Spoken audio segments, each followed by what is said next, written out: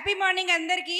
The man who needs no introduction, ఆయన none other than today's our guest, honourable guest JP sir Jayaprakash Narayanan sir. పేరులోనే ఉందండి. ఆ రోజు ఆయన ఇవాళ మనకి ఈ సెషన్కి ఒప్పుకోవడమే మనకు జయము. ఆయన వచ్చి ఇవాళ నాలెడ్జ్ ఇవ్వడమే మన ప్రకాశము. Sir we please request Surender గారు, ఆల్ ది ఆర్బీఆర్ గారు ప్లీజ్ సార్ తీసుకొని రవీంద్ర గారు ఐఏఎస్ గా చేసి లోక్ సత్తా పార్టీ పెట్టి జనాలను ఎంపవర్ చేస్తున్నారు. ప్లీజ్ మన రైట్స్ ఏంటి, మన రెస్పాన్సిబిలిటీస్ ఏంటి చెప్తూ మన అందరినీ ఎంపవర్ చేస్తున్నారు, ఎన్లైటన్ చేస్తున్నారు. Thank you sir. ఒక్కటే మాట అండి, మనందరం గవర్నమెంట్ చెప్పినట్టు వింటాము, గవర్నమెంట్లో ఎలా పనిచేయాలో ఈయన చెప్తే వింటారు. That is JP sir. Thank you very much. Thank you sir. Thank you.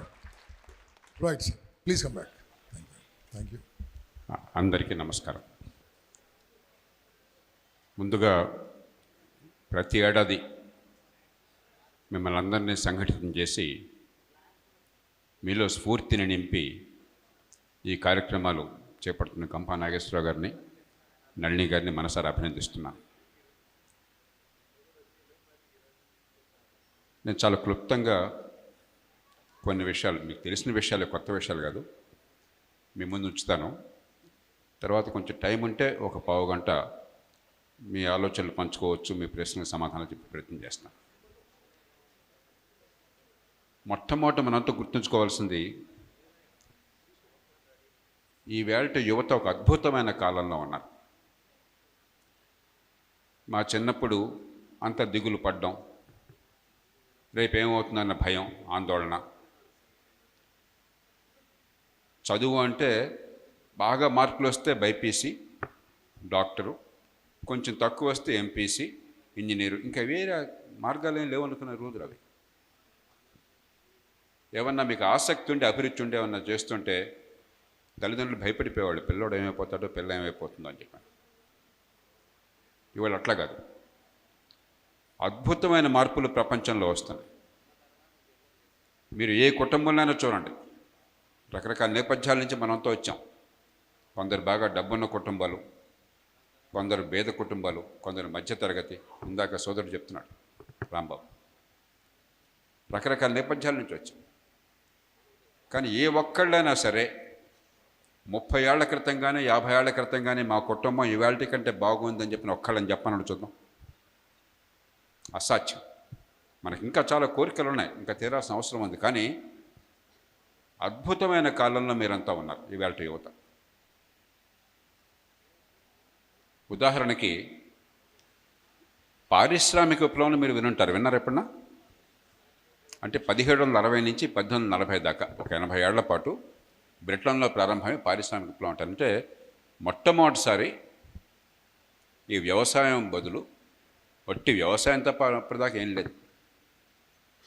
మరి ప్రకృతి కరుణించి వర్షాలు పడితే పంట పండేది, తినేవాళ్ళు, బతికేవాళ్ళు. వర్షం లేకనో చీడపేడలు వచ్చో పంట తగ్గితే పస్తులుండేవాళ్ళు, చచ్చిపోయేవాళ్ళు. కాస్త అటు ఇటు తేడాతో ఎదుగు బదుగు లేకుండా 10,000 సంవత్సరాల పాటు మానవాళి బతికింది. ఇండస్ట్రియల్ రెవల్యూషన్ కాలంలో మొట్టమొదటిసారిగా మనిషి కండర శక్తి, మన పెంపుడు జంతువులు, గుర్రాలు లేకపోతే గేదెలు లేకపోతే ఎడ్లు కాకుండా మొట్టమొదటిసారిగా యాంత్రిక శక్తిని వాడడం మొదలెట్టాం. అందుకే అది పారిశ్రామిక విప్లవం.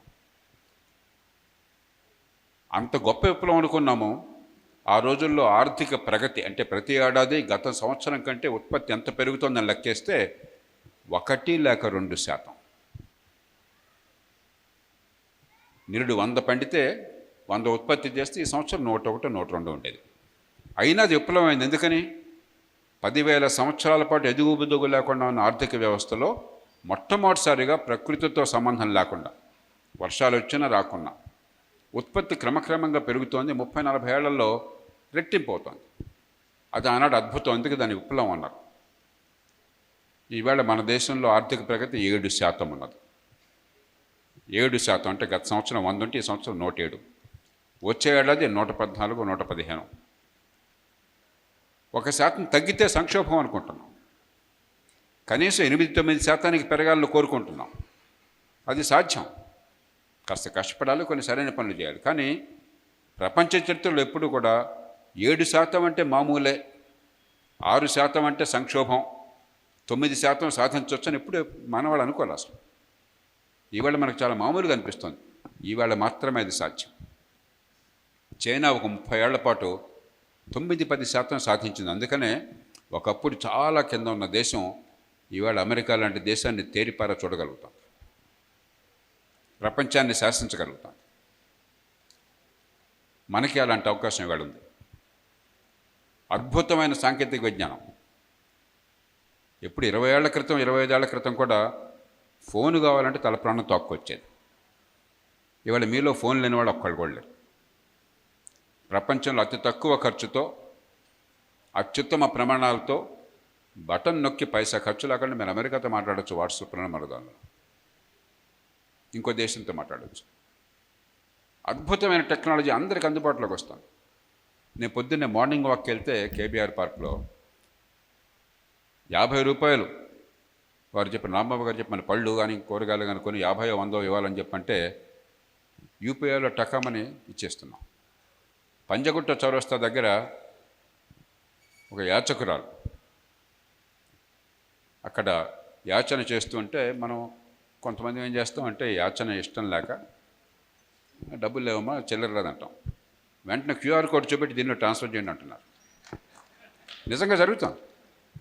సరే ఏ రకంగా ఉపయోగిస్తున్నామో తీసేయండి అంటే ఊహించిన అద్భుతాలు వాళ్ళ ప్రపంచంలో జరుగుతున్నాయి. ప్రతిరోజు వైద్య రంగంలో గొప్ప రీసెర్చ్ వస్తుంది. క్యాన్సర్ ఆపటం కానీ, ఇప్పటిదాకా చాలా గడ్డుగా ఉన్న క్యాన్సర్ని చికిత్స ఇవ్వటం కానీ, జీవనకాలాన్ని పెంచటం కానీ, జీవన ప్రమాణాన్ని పెంచటం కానీ ఎప్పుడూ లేనంత ఇప్పుడు చేయగలుగుతున్నాం. అంటే ఒక అద్భుతమైన కాలంలో మీరున్నారు. కాబట్టి ఆత్మవిశ్వాసంతో ఉండండి. దిగాలు పడి నీరసించి అయ్యోయ్యో ఏమైపోతామని భయంతో ఆందోళనతో కాదు, తలెత్తుకొని ధీమాగా బతకండి. ఆత్మవిశ్వాసంతో ఆత్మగౌరవంతో ఉండండి. మన పుట్టుక మన భవిష్యత్తుని ఇంకా శాసించాల్సిన అవసరం లేదు, అది ఎప్పుడో గతంలో. ఏ కుటుంబంలో పుట్టినా, ఏ కులంలో పుట్టినా, ఏ ఊళ్ళో పుట్టినా ఈవేళ రాణించే అవకాశాలు పుష్కలంగా ఉన్నాయి. మొట్టమొదటి నేను కోరేది. రెండోది, అలాగని చెప్పిన ప్రపంచంలో ఈవేళ అసలు సమస్యలే లేవా? అంత అద్భుతంగా ఉందా? కాదు. సమస్యలు లేనటువంటి కాలం ప్రపంచంలో ఎక్కడా ఉండదు, ఎప్పుడూ ఉండదు. ఏ వయసులోనూ ఉండదు, ఏ దేశంలోనూ ఉండదు. శీత కష్టాలు శీతకి, పీత కష్టాలు పీతకే ఉంటాయి. కానీ నిన్నటి సమస్యలు ఇవాళ కూడా ఉంటే పొరపాటు. నిన్న సమస్యలను పరిష్కరించుకోవాలి. మారుతున్న ప్రపంచంలో కొత్త సమస్యలు వస్తాయి. అదివరకు సమస్య ఈ దేశంలో తినడానికి తిండి లేదు. అమెరికా నుంచి ఆ PL 480 ఆహారం వస్తే తప్ప షిప్ మౌత్ అనేవాళ్ళం. ఆ ఓడ నుంచి ఆహారం దిగుమతి అయితే మనం తినేవాళ్ళం, లేకపోతే పొయ్యిలో పిల్లి లేచేది కాదు. ఇవాళ ఏమవుతుంది? బియ్యం ఎక్కువైపోయింది, గోధుమ ఎక్కువైపోయింది. ఎక్కువగా తిని బొజ్జలు పెంచుకుంటున్నాం, డయాబెటీస్ వస్తాం, మాంసకృతులు లేవు. కార్బోహైడ్రేట్స్ పెరగడం సమస్య, శరీరాన్ని పోషించే మాంసకృతులు తగ్గడం, అవసరమైతే లేకపోవడం సమస్య. అది పరిష్కారం చేస్తున్నాం, ఈ కార్బోహైడ్రేట్స్ తగ్గిద్దాం. అది జరగాలని చెప్పంటే ఈవేళ మార్పులు చేర్పులు కావాలి. ఆ రోజుల్లో ఏం చేసేవాళ్ళం? వరి పండించడం కోసం రైతుకు ప్రత్యేకంగా ప్రోత్సాహం ఇచ్చేవాళ్ళం. ఎందుకంటే వరి పండడమే గొప్ప విషయం, వరే కావాలని. ఇప్పుడు కూడా మూర్ఖంగా వరే పండించమన్నాను అనుకోండి, రైతుకి నష్టం. గిరాకీ ఉన్న వేరే పంటలు పండించకుండా ఇవాళ గుడ్లు కావాలి, జనానికి పాలు కావాలి, మాంసం కావాలి, చేపలు కావాలి, పళ్ళు కావాలి, కూరగాయలు కావాలి.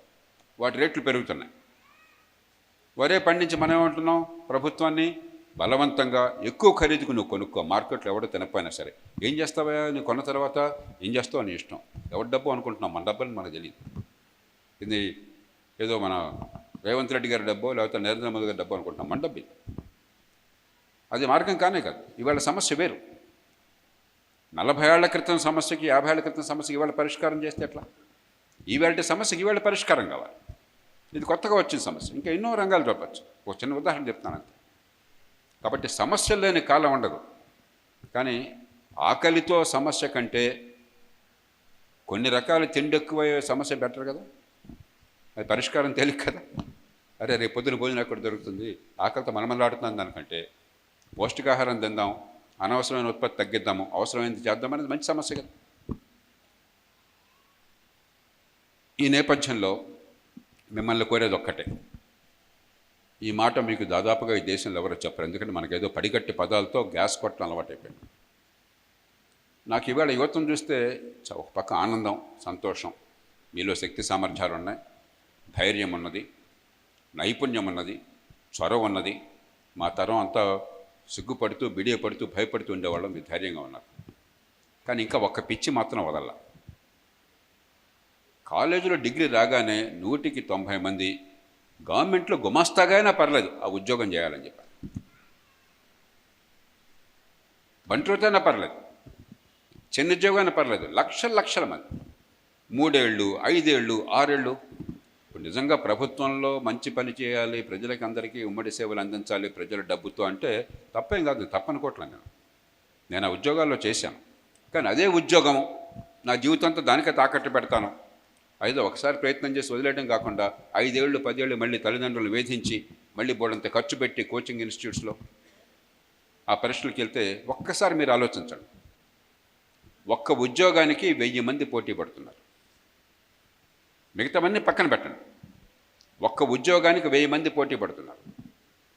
మీరు ఎంత తపస్సు చేసినా ఎంత ప్రయత్నం చేసినా 1000 మందిలో ఒక్కళ్ళగా జనికేది. మరి మిగతా 999 మంది 5 ఏళ్ళు 10 ఏళ్ళు పోగొట్టుకుని ఎక్కడో చోట ధైర్యంగా వాళ్ళకున్న టెక్నాలజీతోనో స్కిల్స్తోనో బతకగలిగే అవకాశం అంటే దాన్ని వదిలేసుకుని దీని మీద ఆశలు పెంచుకుని ఇది రాకపోతే నిరసించిపోయి ఆత్మవిశ్వాసం పోయి కాలం గడిచిపోయి ఎందుకున్నాను రా అని ఆత్మజ్ఞానంతో బతుకుతూ ఉంటే విలువైనటువంటి యువత భవిష్యత్తును నాశనం చేస్తున్నాం. ఒక్కసారి ఆలోచించండి. మీరు పెద్ద ఉద్యోగాలు అందకపోని గుమస్తా కాదు, జిల్లా కలెక్టర్గా వెళదామని కోరుకుంది, తప్పులేదు. కానీ అవంతా మీరు అనుకున్నంత గొప్ప పదవులేం కాదు. అవి అనవసరంగా నెత్తిని పెట్టుకుంటున్నాం, మనం అవమానించుకుంటున్నాం. కళ్ళు మూసుకుని ఒకసారి ఒక థాట్ ఎక్స్పెరిమెంట్ చేయండి. మీరు ఏ జిల్లా నుంచి వస్తే ఆ జిల్లా, మీరు ఎక్కడి నుంచి అన్నారు, గుంటూరు నుంచి. మీ గుంటూరు జిల్లా కలెక్టర్ గారు వారం రోజుల పాటు ఆఫీసుకి రాలేదు, లీవ్ పెట్టారు ఏ కారణంగా. ఎప్పుడన్నా రాంబాబుకి కానీ సత్యనారాయణకి కానీ మా కలెక్టర్ గారు రాలేదు, నా జీవితం అంతా నిస్సారంగా ఉండిపోయింది, నా బతుకే అసహాయంగా ఉంది, ఏం చేయాలో తోచట్లేదు, నా అవసరాలు తీరడం లేదు, నా కుటుంబం గందరగోళంలో ఉందన్న ఫీలింగ్ ఎప్పుడు ఎవరికైనా కలిగిందా? ఒక్కసారి చెప్పండి. మీ బాత్రూంలో తూములు పొడిపోయినాయి, ఫ్లష్ కావటం లేదు, ట్యాప్లో నీళ్లు రావటం లేదు, మీరు ప్రయత్నం చేశారు మీ చేతన మేరకు, అది క్లియర్ కావటం లేదు, కంపు కొడుతోంది. ప్లంబర్ రాకపోతే ఒక్కరోజు ఉండగలరా? ఏది ముఖ్యం మనకి? మన జీవితంలో ఏది ముఖ్యం? మరి ప్లంబర్ చాలా తక్కువ వాడిగా చూసి తను మనకు కావలసిన సేవలు అందిస్తే, ఉత్పత్తి చేస్తే, మన అవసరాలు తీరిస్తే అది తక్కువ. మన నెత్తి మీద కూర్చొని ఎందుకున్నాడో తెలియకుండా ఎవరితో మాట్లాడుతున్నావో తెలుసా అంటే అది గొప్పోడా? మనం ఎంతో అవమానించుకుంటున్నామయ్యా. పోయి వాళ్ళని కొట్టమని నేను చెప్పట్లా, ఆత్మగౌరవాన్ని కాపాడుకోండి, మన జీవితంలో అవసరమేంటి తెలచండి. ఉపాధి గవర్నమెంట్ 1000 మందిలో ఒకళ్ళని సెలెక్ట్ చేసి పనిచేసినా చేయకపోయినా తేరగా మన పన్ను డబ్బుల నుంచి జీతాలు ఇస్తే వచ్చేది ఉపాధి కాదు. ఈ చుట్టూ ఉన్నది ఏదైనా చూడండి, మీరు కూర్చున్నటువంటి కుర్చీలు చూడండి, ఈ మైక్ చూడండి, నా చేతిలో ఉన్న మైక్ చూడండి, చేతిలో ఉన్న కాగితం చూడండి, పెన్ను చూడండి, బట్టలు చూడండి, ఏదన్నా సరే ఒక్కటి గవర్నమెంట్ చేస్తుందంటయా? ఒక్కటన్నా వస్తుందా గవర్నమెంట్ నుంచి? ఇవన్నీ సమాజం చేస్తుంది, మీరంతా చేస్తున్నారు, మీ తల్లిదండ్రులు సమాజంలో ఇతరులు చేస్తున్నారు. చేసి ఏమవుతుంది? ఆ ఉత్పత్తి చేసి మన అవసరాలు తీరుస్తున్నారు. సంపద అంటే 10 మందికి కావలసిన వస్తువుల్ని సేవల్ని ఉత్పత్తి చేసి ఆ 10 మందికి అందించడం సంపద. అప్పుడు ప్రజల అవసరాలు తీరుతాయి, ఆ ఉత్పత్తి చేసి అందించిన వాళ్ళకి ఉపాధి వస్తుంది. ఉపాధి అట్లా సాధ్యం కానీ పన్నుల డబ్బులతో తెరగా కూర్చోబెట్టి మార్కెట్లో డ్రైవర్కో మరో ఉద్యోగానికో 15-20 వేల రూపాయలు ఉంటే గవర్నమెంట్లో 70-80 వేల రూపాయలు ఇచ్చి, టీచర్కి మార్కెట్లో 20 వేలు ఉంటే గవర్నమెంట్లో 80 వేలు, 1-2 లక్షలు ఇచ్చి, పిల్లలకి చదువు లేకుండా ఉండి మళ్ళీ ఒక్కళ్ళు గవర్నమెంట్ స్కూల్కి పంపించరు. మీరు ఎవరన్నా పిల్లల్ని గవర్నమెంట్ స్కూల్కి పంపిద్దామని ఆలోచన ఉందా? మీరు వెళ్ళి ఉంటారు కొంతమంది, చదువు రావట్లేదని భావన. ప్రైవేట్ స్కూల్లోనూ సరిగ్గా రావట్లేదు, ఎందుకంటే గవర్నమెంట్ పట్టించుకోవట్లేదు. ప్రైవేట్ స్కూల్ కూడా వాళ్ళ బాధ్యతే, చదువు అందించే ఏర్పాట్లు చేయడంలో మొక్కుబడిగా జరిగిపోతుంది. గవర్నమెంట్ చేయాల్సిన పని చేయకుండా మన నెత్తినెక్కి తొక్కుతుంది చాలా సందర్భాలు. దానిలో భాగస్వామి కావడం కోసం పోటీపడి 1000 మంది పోటీపడి ఒక ఉద్యోగం కోసం అని చెప్పని 5 ఏళ్ళు కోల్పోవటం కంటే మూర్ఖత్వం ఏమన్నా ఉందా? ఒకసారి లెక్కలు వేసుకోండి. 1000 మంది ఒక ఉద్యోగం కోసం పోటీ పడితే 5 ఏళ్ళుగా పాటు మీరు ప్రయత్నం చేస్తే 5000 సంవత్సరాలు పోయినట్టే కదా. మన జీవితాల్లో 5000 సంవత్సరాలు పోయింది. చివరి జరిగేది ఏంటి? ఇప్పుడు నాడు గొప్ప పని చేస్తున్నాడు అనుకున్నా కూడా ఒక్క మనిషికి 30 ఏళ్ళు ఉద్యోగం వస్తుంది. 30 ఏళ్ల కోసం 5000 సంవత్సరాలు కోల్పోవటం ఏంటయ్యా? అసలు ఏమన్నా కామన్ సెన్స్ ఉందా? కాబట్టి ప్రభుత్వమే ఉద్యోగాలు ఇస్తుందన్న భావన నుంచి బయటపడండి. ఈ రాజకీయంలో ఉన్న వాళ్ళు పచ్చి అబద్ధాలు ఆడతారు. 100 మంది సమాజంలో పనిచేస్తుంటే ప్రభుత్వంలో పనిచేసే వాళ్ళు 3. అది కూడా వృధా. చాలామంది పని చేస్తున్నారు అంటున్నాం. ఉద్యోగాల్లో ఉన్నవాళ్ళు అందరూ బ్రహ్మాండంగా పనిచేస్తే దేశం ఎట్లా ఎందుకు ఉంటుంది? నిజాయితీగా మాట్లాడుకుందాం. మిగతా 97 మంది సమాజానికి సేవలు అందిస్తున్నారు, సమాజానికి కావాల్సిన ఉత్పత్తి చేస్తున్నారు, మార్కెట్లో మిగతా వాళ్ళతో పోటీకి తట్టుకొని చేస్తున్నారు. ఇవాళ రాంబాబు 10 మందికి ఉపాధి ఇస్తున్నారని చెప్పంటే ఊరికే ఉపాధి ఇవ్వట్లేదు. ఆయన ఎవరి మీద పారాసైట్గా లేడు. ఆయన సమాజానికి కావాల్సిన వస్తువులను సేవలను ఆయన వ్యాపారం నాకు తెలియదు.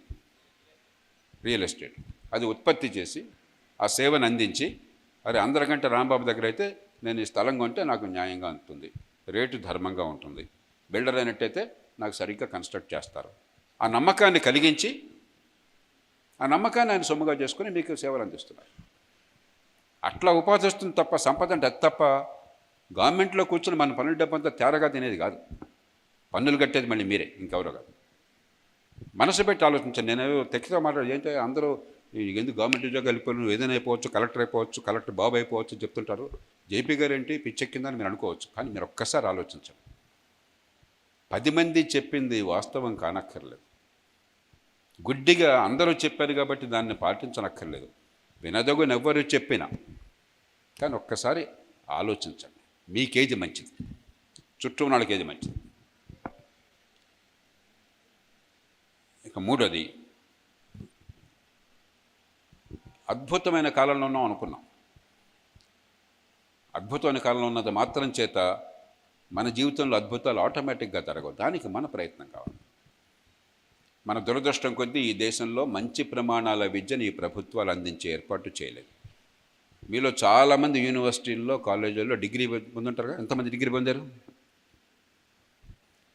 నేను ఫ్రాంక్గా చెప్తాను, మీరేం బాధపడద్దు.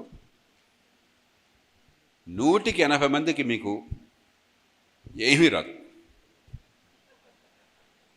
ఏమీ రాదు. నేను గ్యారంటీకి చెప్తాను, ఇక్కడ కూర్చొని చెప్తాను. మీ తప్పు కాదు. స్కూల్లో పునాదులు లేవు. బట్టి పడితే కాపీ కొడితే 99 మార్కులు వస్తుంటే 100 మార్కులు వస్తుండే.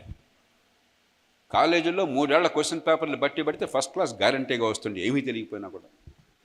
ఏం చదివే అది బోడి కాగితం చూసా మమ్మల్ని ఉద్యోగం వచ్చేది, కాగితం చూస్తే సమాజానికి జరిగేది. మన తప్పు కాదు. మీ తర్వాత వచ్చే వాళ్ళ జీవితాలు బాగుపడాలంటే దాన్ని బాగు చేయాలా, అది పక్కన పెడదాం. ఈవేళ యువత జీవితాలు బాగుపడాలని చెప్పంటే ఇందాక రాంబాబు చెప్పినట్టుగా ఎక్కడ అవకాశం ఉంటే అక్కడ నైపుణ్యాన్ని, స్కిల్ని, మారుతున్న టెక్నాలజీని అడాప్ట్ కావాలి, ఉపయోగించుకోవాలి. చొరవగా, ఆలోచనగా ఏది పనికి వస్తుంది, ఏ రకంగా నేను స్కిల్ పెంచుకుంటే మార్కెట్లో దీనికి గిరాకీ ఉంది, 10 మంది అవసరాలు తీర్చగలను. ఇవాళ ఐటీ సెక్టర్లో చాలా హాయిగా ఉన్నాం అనుకున్న వాళ్ళు కూడా ఈ ఆర్టిఫిషియల్ ఇంటెలిజెన్స్తో ఏమైపోతున్నారు భయపడిపోతున్నారు. టెక్నాలజీ అంత వేగంగా మారిపోతుంది. దానికి సిద్ధపడాలి, ఆ స్కిల్స్ నేర్చుకోవాలి, దాన్ని ఉపయోగించడం నేర్చుకోవాలి. ఆ స్కిల్స్ అండ్ అడాప్టబిలిటీ 2 లేకుండా కేవలం డిగ్రీ కాగితం ఉంది, మంచి జీవితం కావాలన్న కోరిక ఉందంటే చాలదు.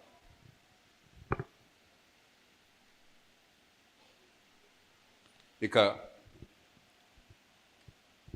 మీరేమీ దేశం కోసం త్యాగాలు చేయక్కర్లేదు.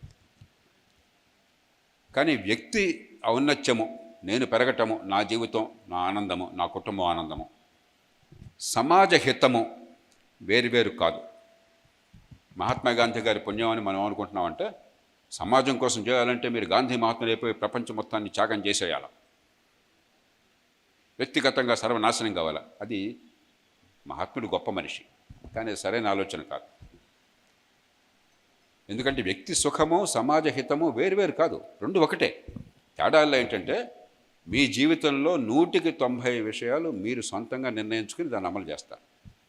ఎక్కడ ఉండాలి, ఏ పని చేయాలి, ఏం చదువుకోవాలి, ఏ ఉద్యోగం చేపట్టాలి, ఏ వ్యాపారం చేయాలా, ఏ వృత్తిని చేపట్టాలి, ఏ ఇంట్లో ఉండాలి, ఎంత డబ్బు దేనికోసం ఖర్చు పెట్టాలి, ఎవరిని ప్రేమించాలి, ఎవరిని పెళ్లి చేసుకోవాలి, ఎంతమంది పిల్లలు కలాలి, పిల్లలు ఎక్కడ చదివించాలా, ఇవన్నీ మీ సొంత విషయాలు, ఇంకోటి సంబంధం లేదు. కానీ 100-10-15 మీకు అవసరం, కానీ మీరు సొంతంగా చేయలేరు, మీ చేతుల్లో లేదు. మంచి రోడ్డు ఉండాలి, ఇంట్లో సరిగ్గా నీళ్లు రావాలి. మీరు నెల నెల డబ్బులు కట్టినా కూడా సరే ఈ గవర్నమెంట్లు సిగ్గులేక ఆ డబ్బులు కట్టొద్దు, ఫ్రీగా వాటర్ ఇస్తామంటున్నారు. ఫ్రీ లేదు, పాడు లేదు, మన బతుకులు నాశనం చేయడం అంతే. కరెంటు సరిగ్గా ఉండాలి, అందుబాటులో ఉండాలి. ట్రాఫిక్ సరిగ్గా నడవాలంటే ప్రాణాలు పోతాయి. మరి డ్రైవ్ చేస్తుంటే డబ్బు అంటుంది గుండె, ఏమైపోతుందని చెప్పాను. మంచినీళ్ళు సరిగ్గా అందాలి, మురుగునీటి పారుదల ఉండాలి, వర్షం వస్తే వరదలు రాకుండా ఉండాలి, కాలుష్యం తగ్గాలి. ట్రాఫిక్ చూస్తున్నాం, నరకం అనుభవిస్తున్నాం. బయటకు వెళ్తే హైదరాబాదు ట్రాఫిక్లోనో బెంగళూరుతో పోటీ పడుతున్నాం, పొల్యూషన్లో ఢిల్లీతో పోటీ పడుతున్నాం. అరే పోటీ ఇంకో దానిలో పడదాం రా, దీనిలో కాదు. ఇవన్నీ మనం సొంతంగా చేసుకోలేము. ఇవి జరగకపోతే మన జీవితం నరకం. దోమలు ఉన్నాయి. గత నెల మా శ్రీమతికి నాకు దోమలు కుట్టి గత సంవత్సరం చికున్గున్యా వచ్చింది. ఎవరికైనా రావచ్చు.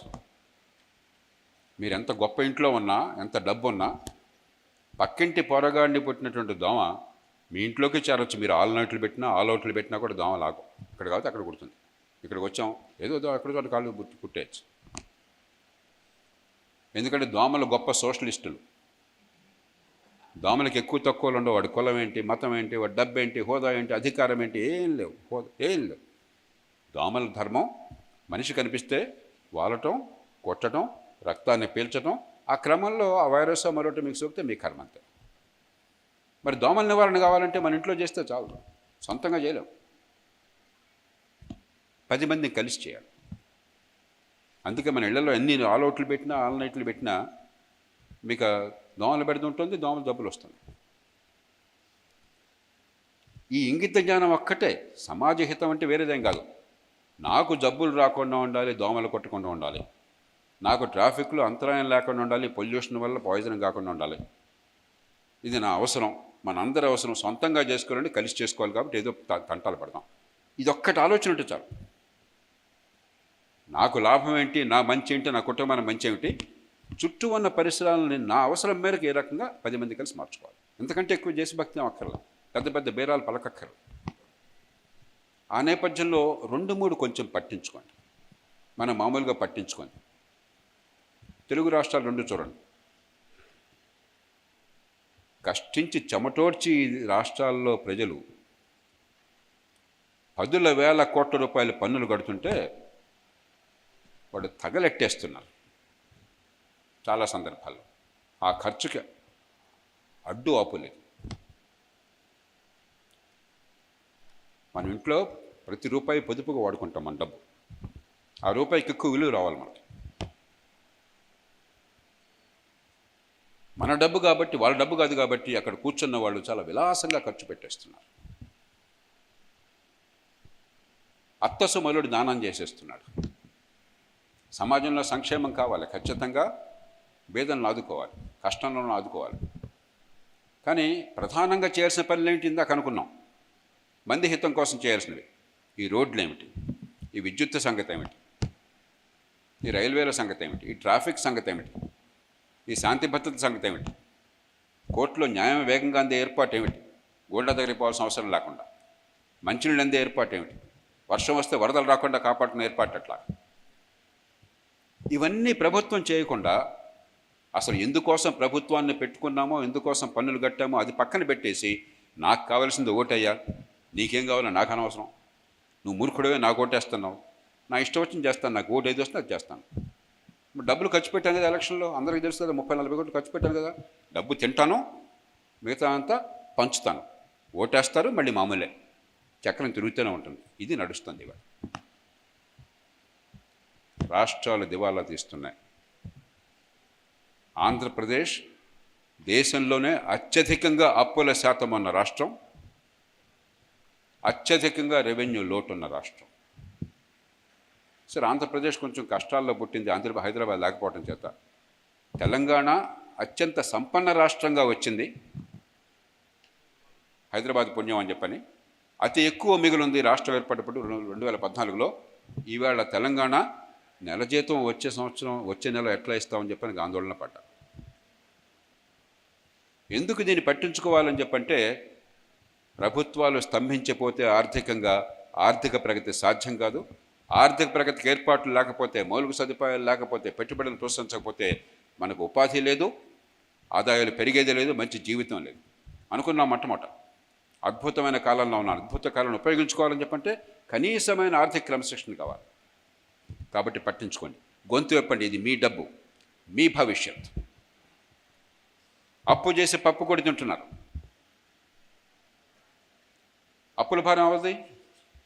అప్పు ఎవరు తెచ్చబోతున్నారు రేపొద్దున? మీరు. రేవంత్ రెడ్డి గారు కాదు, చంద్రబాబు నాయుడు గారు కాదు, స్టాలిన్ గారు కాదు, సిద్ధరామయ్య గారు కాదు, మీరు తెచ్చబోతున్నారు. మన కుటుంబాలు ఏమైనా సరే ఒకసారి ఆలోచించండి. ఎంత కష్టంలో ఉన్నా కూడా మన కుటుంబాలు ఏం చేస్తాయి? ఆదాయం ఎంత వస్తే అంత.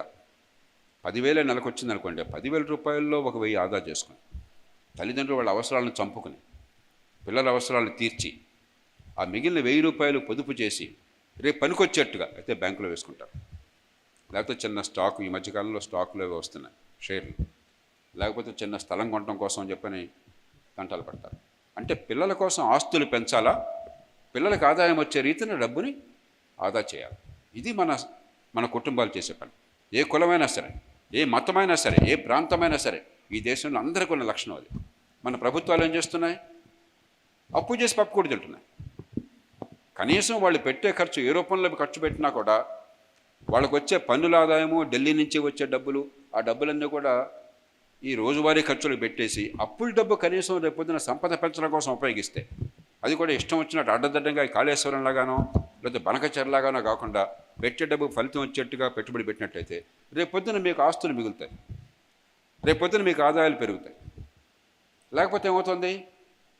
మీకు ఆదాయాలు లేకుండా, ఆస్తులు లేకుండా వీళ్ళు చేసిన అప్పుల భారాన్ని మీరు రేపొద్దున మోయాల్సి వస్తుంది. ఎందుకంటే పన్నులు కట్టేది మీరు, ఈ అప్పులు తీర్చేది మీరు. ఇది మీ విషయం, ఎవరిదో అనుకోపోకండి. ముఖ్యంగా యువత విషయం.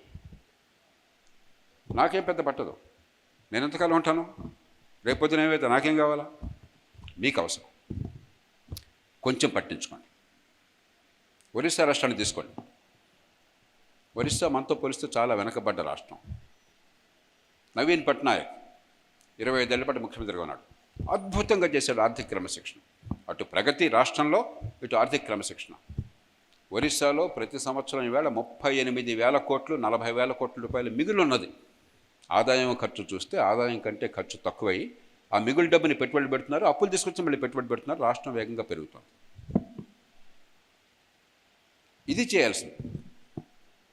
సంక్షేమం అందించాలి, కానీ సంక్షేమం పేరుతో భవిష్యత్తుని మీకు నాశనం చేసి మీ మీద భారం పెట్టి మీకు ఆస్తులు మిగులుతుంటే అప్పులు మిగిల్చే హక్కుని ఏ ప్రభుత్వానికి ఎవరు ఇవ్వాలి?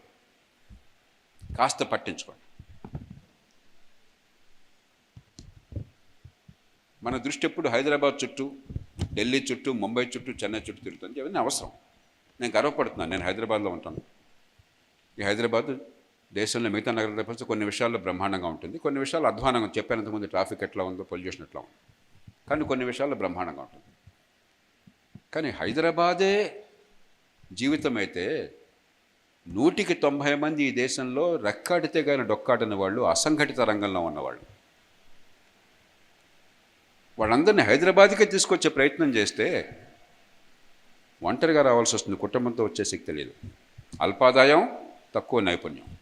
ఇక్కడికి వచ్చి కష్టపడ్డా కూడా నెలకు 15,000 వస్తే అదృష్టం. ఎక్కడో ఊరి బయట ఒక గుడిసెలో ఉండాల్సి వస్తుంది. రోజుకు 15-20 కిలోమీటర్లు ఇటువంటి ప్రయాణం చేయాల్సి వస్తుంది పని కోసం చెప్పి. అక్కడ దోమలు ఉంటాయి, మంచినీళ్ళు సరిగ్గా దొరకవు, మలమూత్ర విసర్జన పక్కన జరుగుతుంటుంది. నేను చాలా దారుణమైన బతుకవుతుంది. ఒక్కరోజు పని లేకపోతే పస్తులు ఉండాలా? ఒక్కరోజు జబ్బు చేస్తే జీవితంలో సంక్షోభం. ఇది కాదు పద్ధతి. హైదరాబాద్ని పెరగనివ్వండి, చెన్నపట్నాన్ని పెరగనివ్వండి, బెంగళూరు పెరగనివ్వండి, కానీ ఎక్కడికక్కడ చిన్న పట్టణాల్లో సంఘటిత రంగంలో ఒక నెల జీతం సరిగ్గా ఉండేట్టుగా, ఉత్పాదకత ఉండేట్టుగా అక్కడ ఉపాధి కలిగించే ఏర్పాట్లు చేయాలి. వాటి గురించి కాస్త పట్టించుకోవాలి ఈ ప్రభుత్వాలు. లేకపోతే నగరాలు నరకం అవుతాయి, గ్రామాల్లో ఉన్న వాళ్ళ జీవితం అధ్వానం అయిపోతుంది. ఎందుకంటే గ్రామాల్లో వ్యవసాయంలో ఇంతమంది పనిచేయక్కర్లేదు. వ్యవసాయ ఉత్పత్తి బ్రహ్మాండంగా ఉంటుంది. మీకు వరదలు వచ్చినా, దుర్భిక్షం వచ్చినా, వర్షాలు సరిగ్గా లేకపోయినా కూడా పంటనే తగ్గట్లే. పూర్వం నేను కలెక్టర్గా ఉన్నప్పుడు ఆ రోజుల్లో మేము కంగారు పడ్డాము, వర్షం లేకపోతే ఏమైపోతుందో, ఈ సంవత్సరం దుర్భిక్షం వచ్చేస్తుంది, డ్రౌట్ ప్రోన్ ఏరియాస్ ప్రోగ్రాము, మరి పశుగ్రాసం ఎట్లాగా, భోజనం ఎట్లాగా, మంచినీళ్ళు ఎట్లాగా, ఇవాళ ఆ పరిస్థితి లేదు. కాబట్టి చిన్న పట్టణాలు పెరగాలి. ఎక్కడికక్కడ వ్యవసాయం నుంచి వ్యవసాయేతర రంగాల్లోకి వచ్చే అవకాశాన్ని అందరికీ కల్పించాలి. చాలామంది మీలో అందరూ హైదరాబాద్ వాళ్ళు కాదు నేను అనుకుంటాం, అన్ని ప్రాంతాల నుంచి వచ్చిన వాళ్ళు ఉంటారు. అక్కడ జీవితాలను బాగు చేయకపోయినట్టుదే మన జీవితం బాగుంటుంది. ఇప్పుడే చెప్పాను హైదరాబాద్ ట్రాఫిక్ని గురించి. ఒక చిన్న విషయం తెలుసా మీకు? 22,000 కోట్ల రూపాయలు ఖర్చు పెట్టాం హైదరాబాద్లో మెట్రో కోసం అని చెప్పాను. మంచి మెట్రో ప్రైవేట్ సంఘం చేసింది, ఎల్ఎన్టీ వాళ్ళు చేశారు. క్రిక్కిరిసి నడుస్తోంది. ఆ మధ్య నేను మెట్రో ఎండీకి ఫోన్ చేశాను, ఏమయ్యా క్రిక్కిరిసి నడుస్తున్నారు, నుంచుని వెళుతున్నారు జనం, మెట్రో ఫ్రీక్వెన్సీ పెంచదుగా, ట్రిప్పులు పెంచొచ్చు కదా అని అడిగాను. సార్ సిగ్గుపడుతున్నాను చెప్పడానికి మీకు, 22,000 కోట్లు ఖర్చు పెట్టాం, కానీ మెట్రో ట్రిప్పులు పెంచాలని చెప్పంటే ఇంకా అదనపు కోచెస్, ట్రైన్స్ కావాలా, బళ్ళు కావాలా. 30 బళ్ళు, 10 బళ్ళు, ఒక్కొక్క బండికి 3 కోచ్లు, 30 కోచ్లు కావాలా. ఒక్కొక్క కోచి 10 కోట్లు అవుతుంది. 300 కోట్లు ఖర్చు కావాలా. 300 కోట్లు లేక, దాన్ని ఇచ్చేవాడు లేక, ఈ పెట్టుబడి పెట్టిన వాళ్ళు నష్టాలు రావడం చేత వాళ్ళు పట్టించుకోక మేము ట్రిప్పులు పెంచలేకపోతున్నాం అన్నాడు. ప్రపంచంలో ఎక్కడన్నా బుద్ధున్న వాళ్ళు ఎవరైనా సరే 22,000 కోట్లు ఖర్చు పెట్టిన తర్వాత 300 కోట్లు లేక దాని ఫలితం రాకుండా చేస్తారా? ఎక్కడైనా చేస్తారా? ఒకసారి ఆలోచించండి. తెలంగాణ ప్రభుత్వం రోజుకి 900 కోట్ల రూపాయలు ఖర్చు పెడతాం. రోజుకి 900 కోట్ల రూపాయలు. శనివారం, ఆదివారం, సెలవు రోజు, పండుగ రోజు, ప్రతిరోజు కలిపి. పనిచేసే రోజులు అయితే బహుశా రోజుకి 1,200-1,500 కోట్లు అవుతుంది. కొత్తగా మెట్రో వేయడానికి ఇంకో 1,00,000 కోట్లు ఖర్చు పెడతామని చెప్తారు. ఉన్న మెట్రో 22,000 కోట్లు ఖర్చు పెట్టిన తర్వాత సద్వినియోగం చేసుకోవడానికి 300 కోట్లు లేవంటారు. అలాగే మెట్రోకి రైల్వే వాళ్ళది ఎంఎంటీఎస్ అని ఉన్నది, ఆర్టీసీ ఉంది. ఈ మూటికి సంధానం లేదు, ఎవరిదారు వాడిదే. ప్రపంచమంతా ఒకే టికెట్టు, ఒకే అథారిటీ, పూర్తి సంధానం.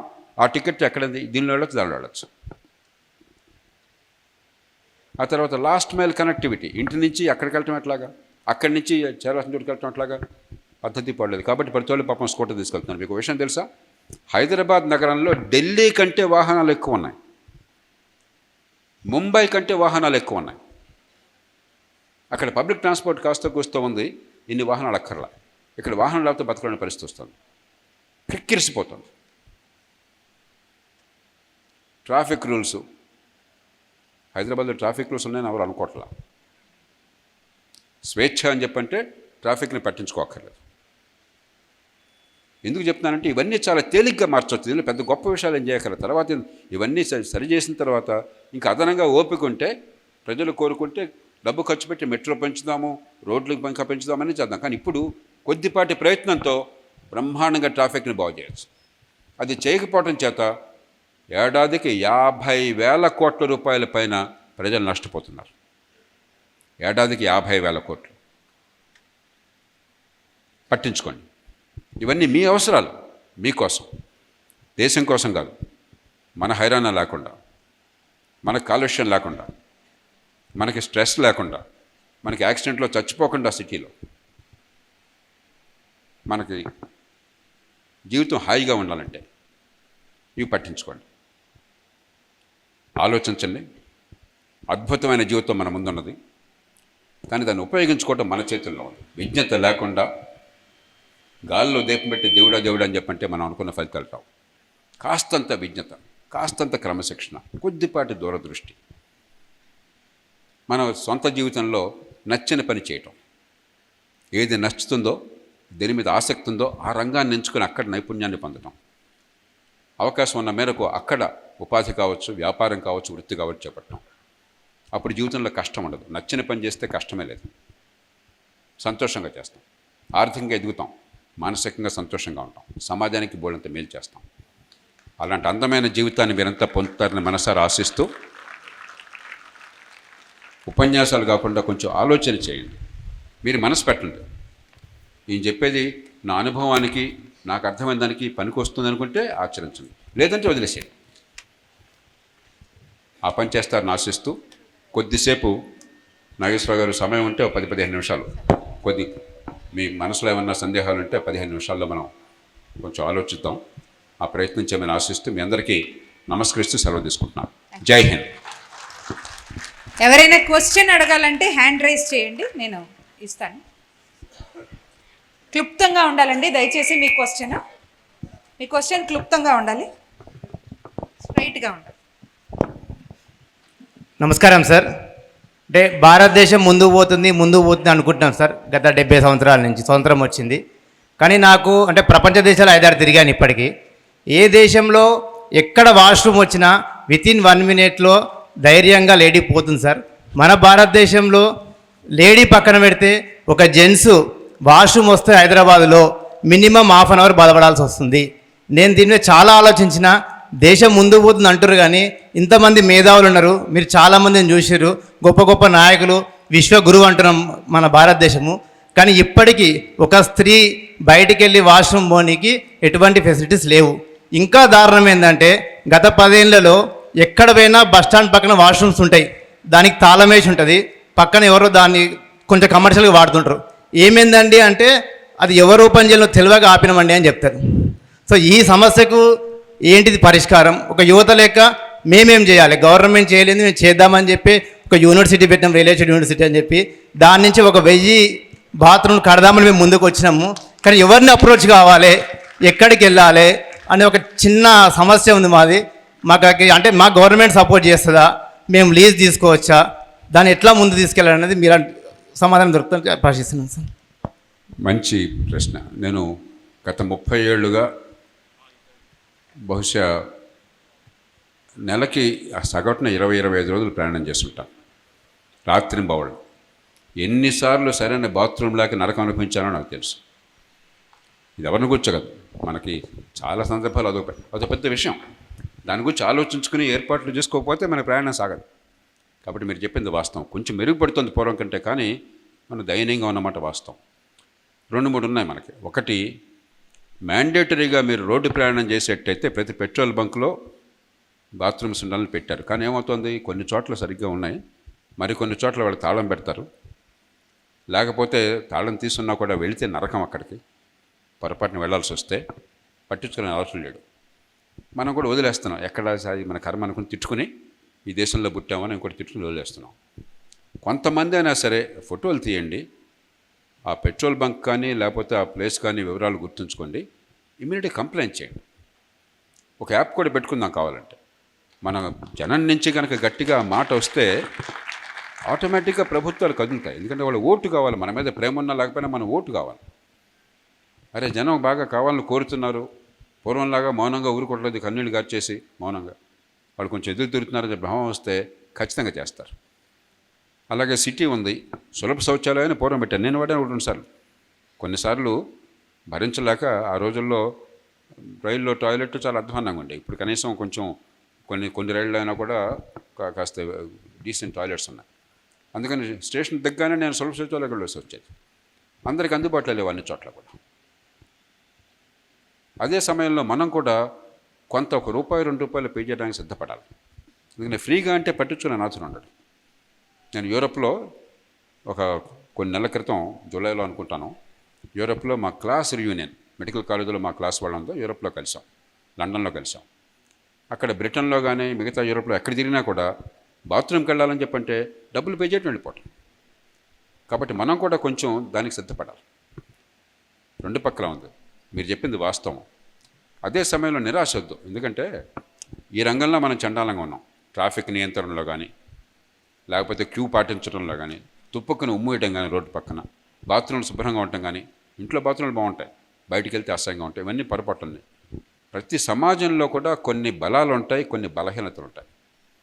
ఇతర దేశాలకు లేని బలాలు మనకు చాలా ఉన్నాయి, వాళ్ళకి లేని బలహీనతలు కొన్ని ఉన్నాయి. కాబట్టి బలహీనతలు చూసి దాన్ని సవరించుకోవాలి ఖచ్చితంగా. కానీ అంత మాత్రం చేత ఈ సమాజం అంతా నాశనం అయిపోయింది, ఈ దేశం ఇంతే అన్న మాత్రం భావం మాత్రం అవుతుంది. మీరు అడిగిన ప్రశ్న నాకు నచ్చింది. ఎందుకంటే ఏం చేద్దామని అడిగాను, తిట్టిపోయడం కాకుండా మనం కలెక్టివ్గా గట్టి ఎఫర్ట్ పెడతాం. నేను కొంతమంది ప్రోత్సహిస్తాను, ఒక యాప్ కూడా, కనీసం ఈ ట్రావెల్లో ఉన్నప్పుడు బాత్రూమ్స్ ఎట్లా ఉన్నాయన్నది దానికి ఒక యాప్ పెట్టి మనం ఫాలోఅప్ చేసి ఏర్పాటు చేద్దాం. చిన్న విషయం, అందరికీ అవసరమైన విషయం. సార్ నా పేరు నరేష్ సార్. సార్ నేను ఎంపీటీసీగా పోటీ చేయాలనుకుంటున్నా, బాగా పని చేయాలనుకుంటున్నా. అప్పుడు నేను ఏ పోటీ? ఎంపీటీసీగా పోటీ చేయాలనుకుంటున్నా. ఎందుకు నాన్న? సమాజం కోసం చేయాలి కదా సార్. ఎంపీటీసీ ఏం చేస్తాడు? సార్ సర్పంచ్గా చేయాలనుకున్నా, కానీ రిజర్వేషన్ రాలేదు. ఎంపీటీసీ చేద్దాం అనుకుంటున్నా. ఓకే. అక్కడ గెలవాలి, బాగా పని చేయాలంటే ఒక పార్టీని పట్టుకోవాలి, కానీ ఆ పార్టీతోనే గెలవాలి. కానీ పట్టుకోవాలా వద్దా సార్?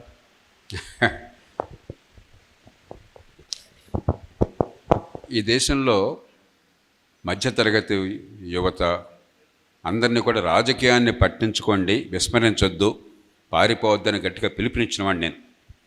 స్వతంత్రం వచ్చాక ఆ పిలుపునంత గట్టిగా ఎవరు ఇవ్వాల. దానికోసం ఏర్పాట్లు చేసిన వాడిని నేను, పార్టీ నిర్మాణం చేసిన వాడిని నేను. నిజాయితీగా చెప్తున్నాను, రాజకీయం పవిత్ర వ్యాసంగా గట్టిగా వాదించేవాడిని నేను, అది అవసరం. కానీ ఇవాళున్న పరిస్థితుల్లో పోటీ దాదాపు అసాధ్యమైపోయింది. ఎంపీటీసీ తర్వాత వస్తాను. ఇప్పుడు అసెంబ్లీ, లోక్సభ తీసుకోండి. మొట్టమొదటి ప్రశ్న, మీరు ఏదైనా సీటు కావాలని అడిగితే వాళ్ళు ఏమడుగుతున్నారు? మొట్టమొదట మీరు చెప్పండి, ఎన్ని కోట్లు ఖర్చు పెడతాం? ఒక 30-40 కోట్లు ఖర్చు పెడతా అంటే మీరు అంటున్నారు. అప్పుడు ఆలోచిస్తారు మీ గురించి. అది లేదంటే ఇంకా టైం వేస్ట్, వెళ్ళిపో. రెండో ప్రశ్న ఏంటి? రౌడీజం అంత కాకపోయినా నీ కులం ఏంటి? అక్కడ ఆ నియోజకవర్గంలో ఆ కులానికి కనుక లేకపోతే నీకు అనవసరం, వేస్ట్. మూడో ప్రశ్న ఏమన్నా ఉంటే, మీ నాన్న ఎవరు, ఏ కుటుంబం నుంచి వచ్చావు? ఇది ప్రధానంగా అర్హత.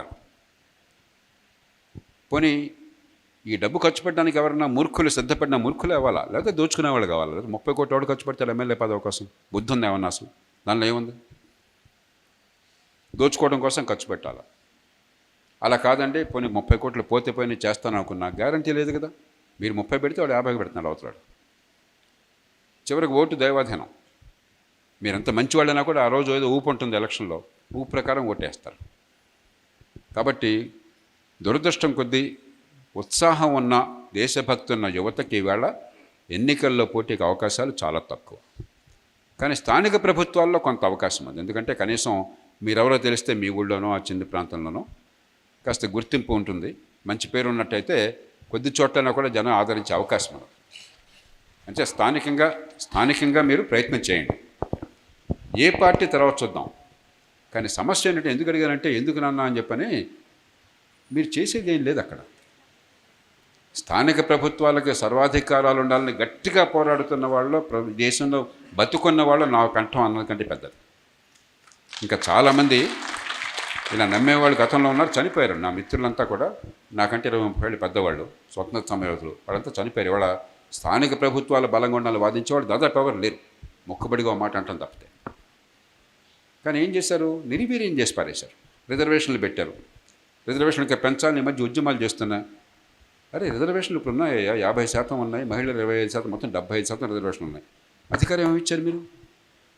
ఉన్నోళ్ళకి అధికారం ఇవ్వకుండా, వనరులు ఇవ్వకుండా ఎలక్షన్లు డ్రామా చేసి పారేసి, ఆ ఎలక్షన్లో కూడా ఓటుకి 1500, 2000, కొన్ని చోట్ల కొంచెం తక్కువ ఓట్లతో గెలిచే అవకాశం ఉంటే 30,000, 20,000 కూడా మరి ఎక్స్ట్రీమ్ కేసుల్లో ఇచ్చేసి, అంత అయిన తర్వాత పని పాటలేదు. ఎందుకున్నామో తెలియదు. చాలా ఏళ్ల క్రితం కర్ణాటకలో ఒక మారుమూల గ్రామాల్లో నేను బస చేశాను. స్థానిక సర్పంచ్ వచ్చాడు. ఆయన ఏదో కొడుకుని సెటిల్ చేయాలా, ఉద్యోగం కోసం, మరి దానికోసం ₹1,00,000 కావాలని ఆ కోరికతో వచ్చాడు, సాయం కావాలని. సరే ఆ సంగతి తర్వాత చూద్దాం. నేను అడిగాను ఆయన్ని, ఏమంటే 7 నెలల క్రితం ఎన్నికలు జరిగినాయి, మీరు రిజర్వేషన్ ఉంది కాబట్టి మీకు అవకాశం దొరికింది, మీరు పోటీ చేశారు, ఎంత ఖర్చు పెట్టారు ఎలక్షన్లో అన్నాను. అది మారుమూల చిన్న గ్రామం. సార్ 10 లక్షలు ఖర్చు అయింది అన్నాడు. మరి కొడుక్కి ₹1,00,000 అవసరమైతే చాలా కష్టంలో ఉన్నారు కదా, 10 లక్షలు ఎందుకు ఖర్చు పెట్టారు, తినడానికి కూడా లేదు కదా ఎక్కడ అన్నాను. 2 చేతులు నిత్యం పెట్టుకుని ఉన్మాదం సార్ ఉన్మాదం అన్నాడు. ఇవాళ ఉన్మాదం ఆవహించింది. ఎందుకు పోటీ చేస్తున్నామో కూడా తెలియని పరిస్థితి. అక్కడ ఉంటే ఏదో జరుగుతుందన్న భ్రమ. అక్కడ అధికారం లేదు, వనరులు లేవు. చేయాలని ఆసక్తి ఉన్న వాళ్ళు కొందరు స్థానిక ప్రభుత్వాల్లో వస్తున్నారు. వచ్చిన వాళ్ళు చాలా మేరకు ఉసురుమంటున్నారు. కాబట్టి నేను కోరేది స్థానికంగా కనుక అక్కడ ప్రజలు ఆదరించే అవకాశం అంటే పోటీకి దిగండి. ఉన్నంతలో తంటాలు పడండి, కానీ ఎక్కువ ఆశించబోకండి, ఎందుకంటే పెద్దగా జరిగే అవకాశం లేదు. అదే సమయంలో 2 పనులు. రాజకీయంలో ఈ పాలిటిక్స్ బిగ్ పీతో కాకుండా స్మాల్ పీతో మొదలెట్టండి. చిన్న చిన్న పనులు, ఇప్పుడు బాత్రూములు లేవు, బాత్రూమ్లు ఎలా ఏర్పాటు చేద్దాం, దానికి పదవి అక్కర్లేదు.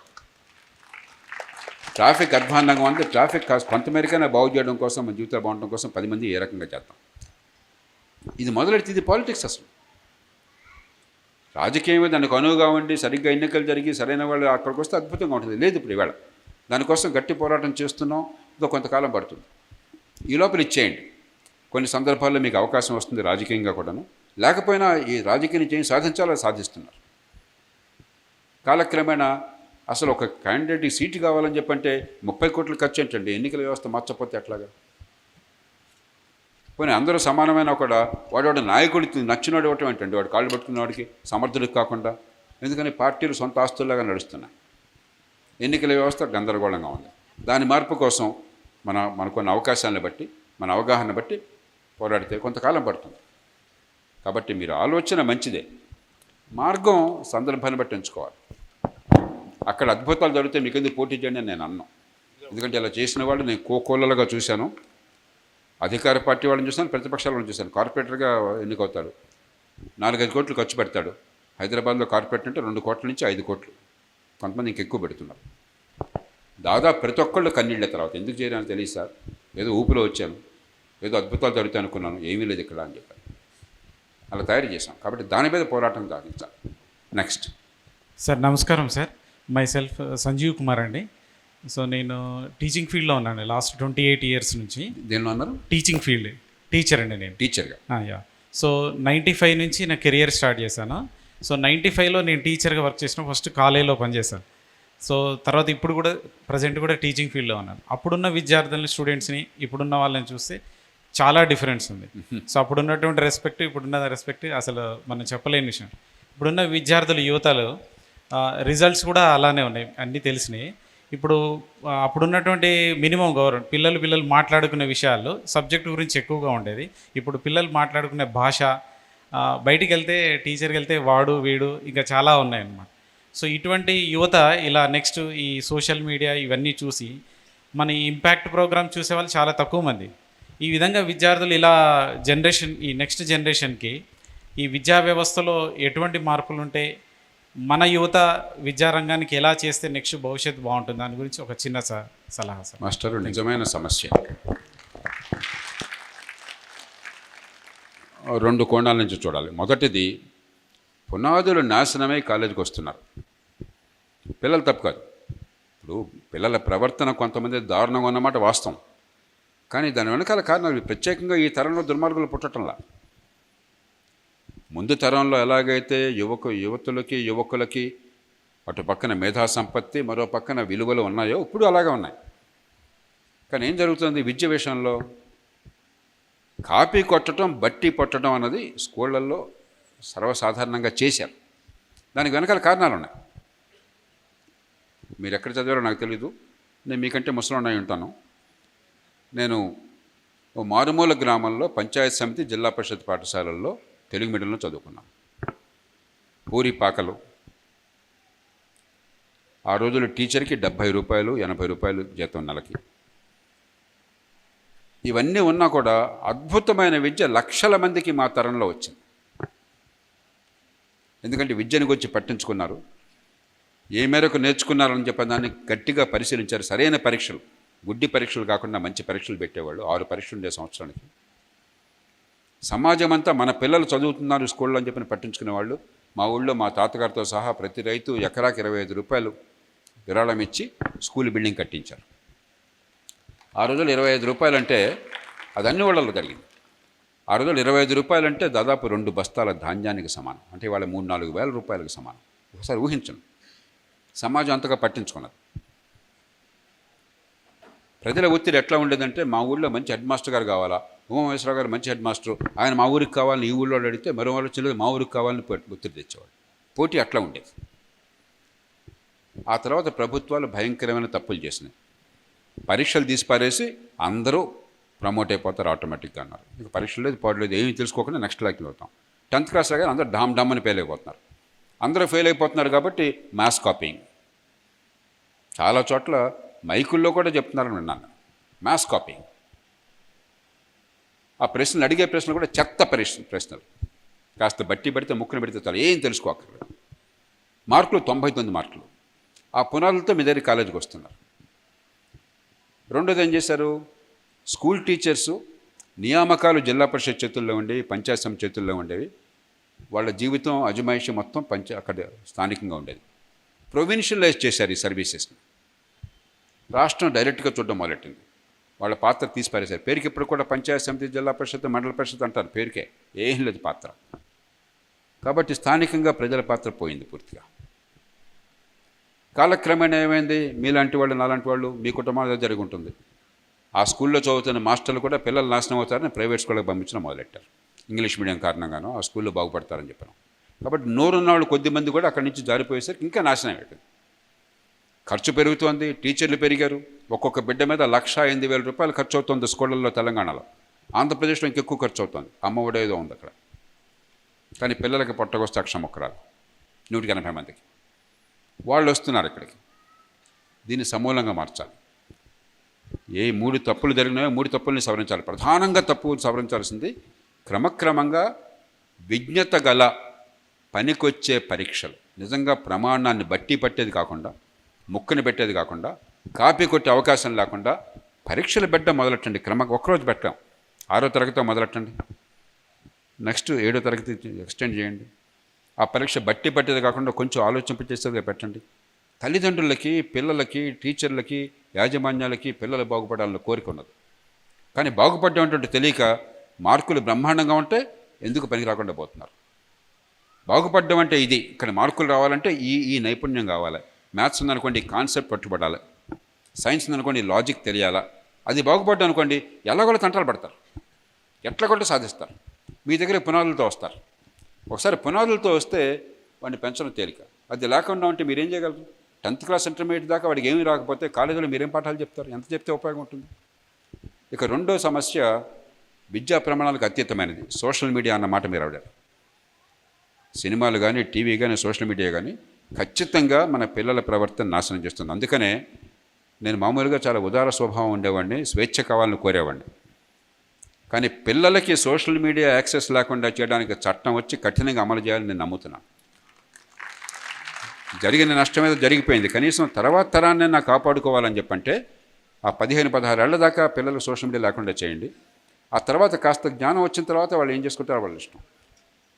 స్వీడన్ లాంటి దేశంలో, చాలా సంపన్న దేశం, అత్యంత అభివృద్ధి చెందిన దేశం, మొట్టమొదటి టెక్నాలజీని వాడిన దేశం, ఈ ట్యాబ్లెట్లు వగేరా కంప్యూటర్లు స్కూల్లో పెట్టింది. ఈ మధ్య అవన్నీ మూసేసి మళ్ళీ పుస్తకాలు, కాగితాలు, పెన్ను, పెన్సిల్ మొదలెట్టారు. వాళ్ళు అర్థం చేసుకున్నారు, నాశనం అవుతున్నారని చెప్పాను. మనం ఏం చేస్తున్నాం, చిన్నాడు 6 నెలల వయసు, 3 నెలల వయసు ఉన్నప్పుడు కూడా బిడ్డ సహజంగా చిన్నప్పుడు ఏడుస్తారు, విసుగు ఉంటుంది, మనకు పని ఉంటుంది, ఏదో గందరగోళం ఉంటుంది. వాళ్ళు ఏడుస్తున్నారని చెప్పి వెంటనే వాడికి టీవీనో, ఆ కెమెరాలో వీడియోనో చూపెడుతున్నాం. వాడు అక్కడి నుంచి డోపమైన్ పెరిగిపోయి వాడికి అలవాటు పడిపోతున్నాడు. రేపొద్దున అది లేకపోతే అరిచేస్తున్నాడు.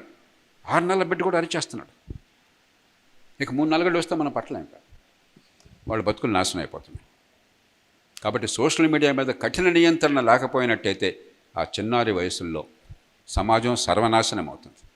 నేను టెక్నాలజీని ప్రేమించేవాడిని, కానీ టెక్నాలజీ పేరుతో మనం తలకాయలు నరుక్కోవటం కదా కావాల్సింది. నెక్స్ట్, ఎస్ మైక్ ఇక్కడ ఇస్తారా? మైక్ ఇక్కడ ఇస్తారా?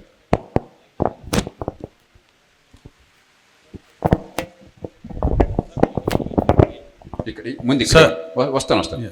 ఒక్క ఆడపిల్ల మాట్లాడుతుంది, ఛాన్స్ ఏముంది? లాస్ట్ క్వశ్చన్ అండి. వారికి కూడా ఇద్దాం పాప, ఆయన కూర్చోబెట్టి Thank ఈ you. తర్వాత మీరు అనుమతిస్తే ఆయనకి ఇద్దాం. నమస్తే సార్, మైసెల్ఫ్ శ్రీలక్ష్మి. ఇక్కడ ఈ టాపిక్స్ రైజ్ చేయటం అనేది సెన్సిబుల్ కదా నాకు తెలియదు, బట్ ఐ వాంట్ ఆస్క్. ఏది ప్రస్తావించకూడని సమస్య లేదమ్మా, చెడ్డు ప్రశ్న లేదు, మూర్ఖమైన జవాబు ఉంటుందంతే.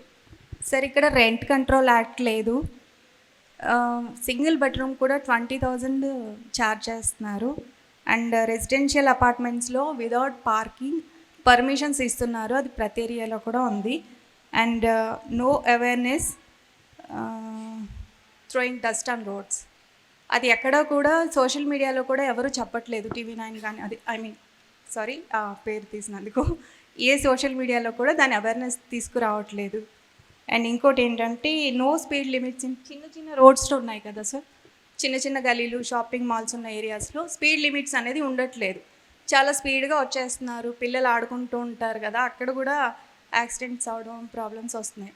ఇవి డిఫరెంట్ టాపిక్స్, వీటి గురించి అన్నా చెప్పగలరా సార్? సోషల్ మీడియాలో అవేర్నెస్ వీటన్నిటి గురించి ఇస్తే బాగుంటుంది కదా సార్. అవేర్నెస్ కాదు, నిర్దిష్ట పరిష్కారాలు కావాలి. ఉదాహరణకి thank you so much. Hyderabad నగరంలో, హైదరాబాద్, సైబరాబాద్ వగైరా GHMC విస్తృత పరిధిలో ఏడాదికి 1000 మంది యాక్సిడెంట్లో చనిపోతున్నారు నగరం లోపల, నేషనల్ హైవేస్ మీద కాదు. అంతకు 5-6 రెట్లు తీవ్రంగా గాయపడుతున్నారు. మిగతా పక్కన పెట్టండి, సమయం పోతోంది, ప్రాణాలు పోతున్నాయి. ఇందాక చెప్పిన 50,000 కోట్ల నష్టం వస్తుంది. దానికి ఒక క్యాంపెయిన్ మొదలెడుతున్నాం వచ్చే కొద్ది వారాల్లో. మీ అందరితో క్యాంపెయిన్ అంటే నేనేం చేయలేను, ఒక మార్గం చూపెట్టగలను, ఇష్యూ రేస్ చేయగలను. అందరం కలిసి వచ్చామనే ఫీలింగ్ వస్తే హైదరాబాద్ నగరంలో ఈ కులం ఈ మతం అని లేకుండా, డబ్బు ఉందా లేదని కాకుండా, ట్రాఫిక్ వల్ల బాధపడని వాళ్ళు ఒక్కడు కూడా లేరు. మనం గనక కంఠం విప్పితే ఇందాక 3 చెప్పాను పరిష్కారాలు స్థూలంగా, ఇవన్నీ చేయొచ్చు. అవి ఒకసారి వచ్చిన తర్వాత ఇంకా ఫర్దర్ ఇన్ఫ్రాస్ట్రక్చర్ ఇంప్రూవ్ చేయడం ఎట్లాగా, మీకు ఫుట్పాత్స్ని ఇంప్రూవ్ చేయడం ఎట్లాగా, అదే సమయంలో మళ్ళీ పాపం రెక్కడితే కానీ డొక్కాడని వాళ్ళు చిన్న చిన్న వ్యాపారం చేసే వాళ్ళకి ఇబ్బంది కలగకుండా చేయటం ఎట్లాగా, ఇవన్నీ తర్వాత చేయొచ్చు. ఇక మొదటి అంశానికి వస్తాను. హౌసింగ్కి మీరు రెంట్ కంట్రోల్తో మొదలెట్టారు. భారతీయ సంతతి వాడు జమ్దాని కూడా న్యూయార్క్ మీరు రెంట్ కంట్రోల్ చేసేస్తానంటున్నాడు. ఎప్పుడైతే కంట్రోల్ చేసి మీకు ఆదాయం లేకుండా చేస్తారో ఇళ్లలో ఎవడో పెట్టుబడి పెట్టడం. సప్లై ఇప్పుడు పెరుగుతుంది, రేటు బాగుంది, వస్తువైనా సరే మార్కెట్లో వస్తువైనా సరే, కూరగాయ అనుకోండి, ఎప్పుడు ఆ కూరగాయలు పండిస్తాడు రైతు, ₹1/2 కూర అమ్మాడని చెప్పంటే మళ్ళీ టొమాటో వేస్తాడు వాడు, వేయడు. టొమాటో వేయకపోయేసరిగా అవుతుంది, రేటు పెరుగుతుంది, ఈసారి ₹60 అవుతుంది. అది కాదు పద్ధతి. నాకు పెట్టుబడి పెడితే, నేను ఉత్పత్తి చేస్తే నాకు గిరాకీ ఉంటుంది, రీజనబుల్ రిటర్న్ వస్తున్న నమ్మకం కావాలి. మన సమస్య రెంట్ కంట్రోల్ లేకపోవడం కాదు.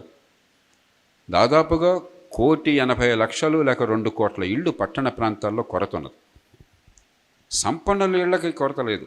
అక్కడ ఒకళ్ళు 2-3 ఇళ్ళు తీసుకుంటారు. ఎందుకని? ఇంటి కోసం కాదు, స్టోర్ ఆఫ్ వాల్యూ అంటారు ఎకానమిస్ట్స్. మీ డబ్బుని దాచుకోవడానికి, మీ ఆస్తిపాస్తుల్ని కాపాడుకోవడానికి అది ఒక మార్గం. స్టాక్లో పెడతాము, బ్యాంకులో పెడతాము, అలాగే ఆస్తులు పెడతాము. హెడ్జింగ్ అంటాం. ఒకే చోట పెడితే రేపొద్దున ఏమవుతుందో తెలియదు. కాబట్టి కొంత రియల్ ఎస్టేట్లో, కొంత బ్యాంకులో, కొంత స్టాక్ మార్కెట్లో, కొంత ఇంకో రూపంలో పెట్టుకుంటుంటాం. కాబట్టి సంపన్నులకు కావాల్సిన స్టోర్ ఆఫ్ వాల్యూగా ఉండే ఇళ్ళు వస్తున్నాయి, పుష్కలంగా వస్తున్నాయి. కానీ సామాన్యులకు కావాల్సిన ఇళ్ళు కొరత ఉన్నది. అలాగే రేట్లు పెరిగిపోతున్నాయి, అమాంతం, అసలు ఊహించినంతగా పెరిగిపోతున్నాయి. అంటే ఒక సామాన్యుడు జీవిత పర్యంతం పనిచేసినా కూడా ఒక ఇల్లు కొనుక్కోవడం అసాధ్యమైన పరిస్థితి వచ్చింది. ఈ కారణం ప్రభుత్వ విధానాలు. మన దేశంలో భూమికి కొరత లేదు.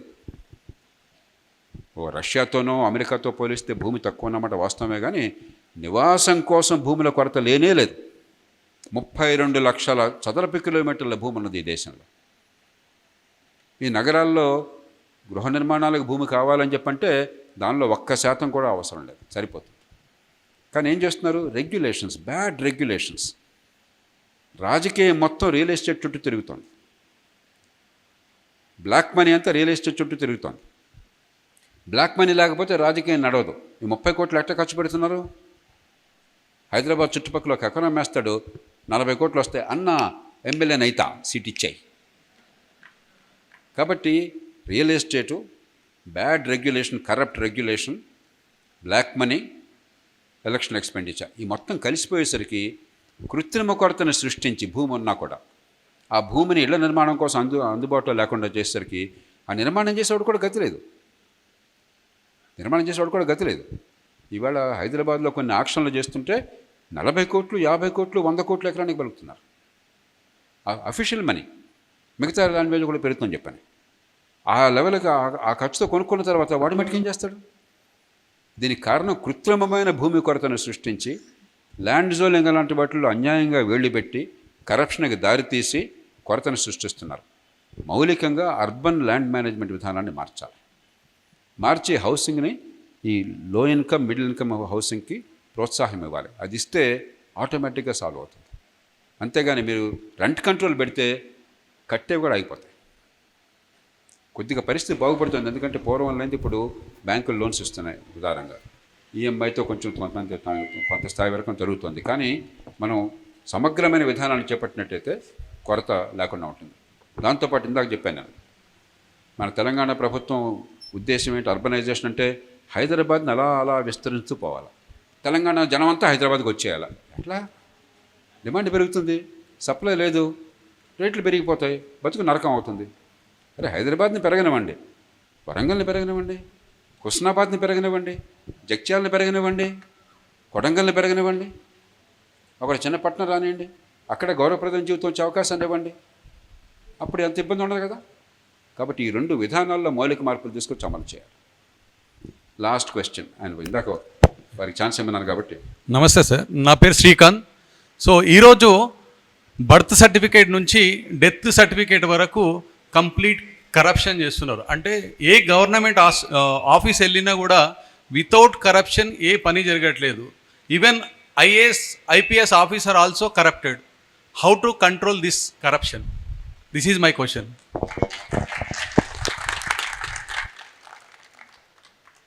అంటే బర్త్ డెత్ సర్టిఫికేట్లు కొంచెం కరప్షన్ తగ్గింది అనుకున్నాను నేను. ఎందుకంటే రికార్డ్ అయి ఉంటే సరిగ్గా డిజిటల్ టెక్నాలజీ వచ్చింది కాబట్టి ఈ సేవ మీ సేవ ఇవన్నీ ఉన్నాయి కాబట్టి బహుశా పొరపాటున మీ పేరు రిజిస్టర్ కాకపోతే పొరపాటున అక్కడ రిజిస్టర్ అయినప్పుడు దానిలో స్పెల్లింగ్ ఒకటి తప్పు ఉంటే ఇక దొరికారు మీరు పక్కన.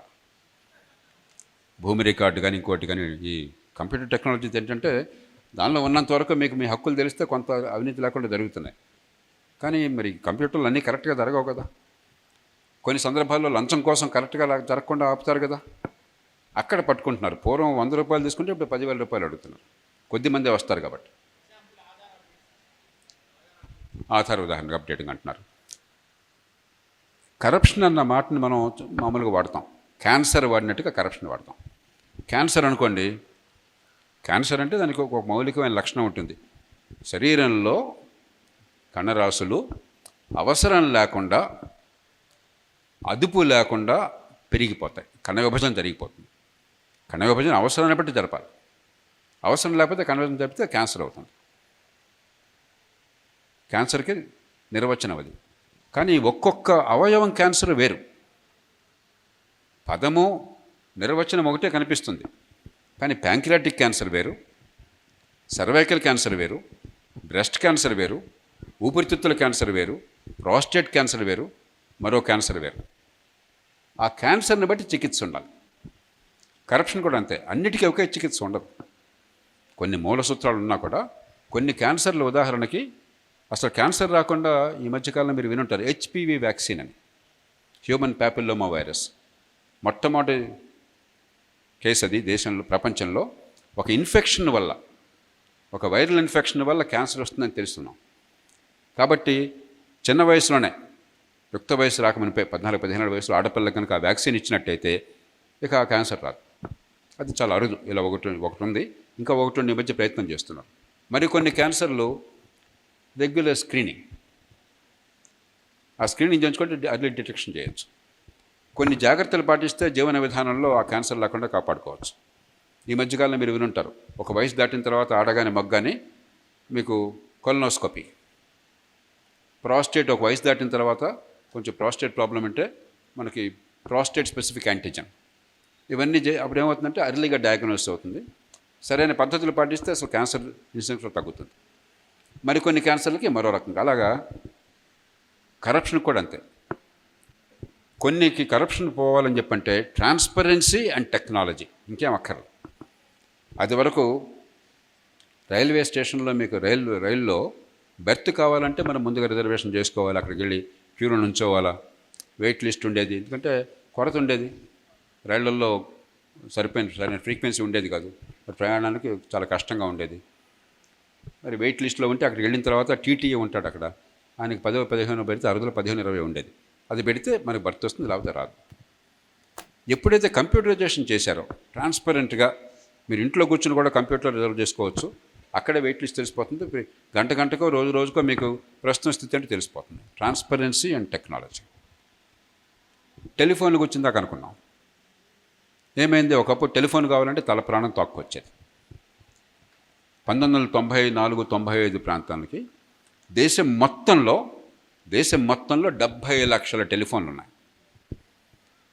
నా మటుకు నాకు హైదరాబాద్కి వస్తే, జిల్లాల్లో కలెక్టర్గా పనిచేసాక హైదరాబాద్కి వస్తే, సొంతంగా టెలిఫోన్ కావాలంటే ఆ రోజుల్లో 8,000 రూపాయలు, చాలా పెద్ద మొత్తం అది, ఇవాళ 2-3 లక్షలకు సమానం. 8,000 రూపాయలు ఓన్ యువర్ టెలిఫోన్ స్కీమ్ కింద డబ్బు కట్టి 2-3 ఏళ్ళు వెయిట్ చేస్తే, అది కూడా మరి కాస్త అదృష్టం కొద్దీ టెలిఫోన్ మంజూరు అయితే, ఆ మంజూరు కావడం కోసం చేతులు తడపాలి చాలా సందర్భాల్లో. నాకు కాలేదు, కేవలం పరపతి వల్ల, ఇంకో కారణం కాదు. ఇంటికి వచ్చి ఫోన్ అక్కడ వాడు పెట్టాలి, దానికోసం వాడికి 10 పాతిక పెరిగిపోతే వాడు రాడు, ఫోన్ పెట్టడు. ఆ రోజుల్లో ఎంత దారుణంగా చేశారంటే, మార్కెట్లో telephone instrument service telecom department వాళ్ళు ఇస్తారు. ఇన్స్ట్రుమెంట్ మంచిది, అందంగా ఉండదు అనుకోండి, పాత అగ్గిలిగా ఉన్న టెలిఫోన్ కాకుండా, అది కొంటే అది నేరం, ఇట్ వాజ్ ఎ క్రైమ్. మార్కెట్లో మీకు నచ్చిన టెలిఫోన్ ఇన్స్ట్రుమెంట్ కొనడం ఇట్ వాజ్ ఎ క్రైమ్.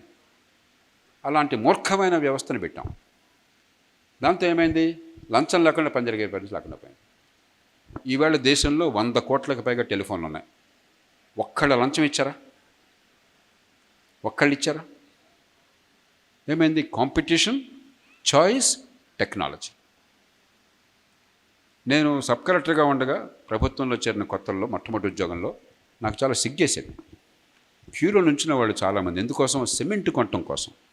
నేను సిమెంట్ అమ్మను అక్కడ, కానీ సిమెంట్ కొనాలనుకున్న వాళ్ళకి ఇల్లు రిపేర్ కావాలంటే సొంత డబ్బుతో మీరు సిమెంట్ కొనాలని చెప్పంటే మా ఆఫీస్కి వచ్చి వాడి దగ్గర ముద్ర వేయించుకోవాలా, లేకపోతే మీకు సిమెంట్ లేదు. పర్మిట్ రాజ్యం పెట్టాం.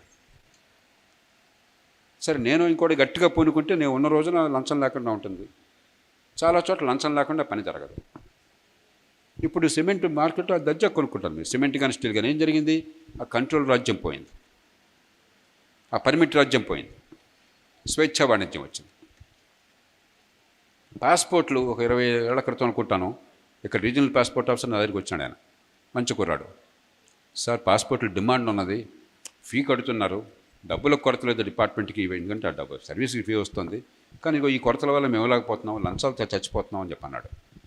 ఇవాళ మీరు ఎవరైనా చెప్పండి, 199 కేసుల్లో పాస్పోర్ట్ టైంకి వస్తుంది, లంచం లేకుండా వస్తుంది. పద్ధతులు మార్చారు. కాబట్టి అన్నిటా కరప్షన్ అనేది కరెక్ట్ కాదు, అది నిరాశావాదం. చాలా చోట్ల కరప్షన్ అనేది వాస్తవం.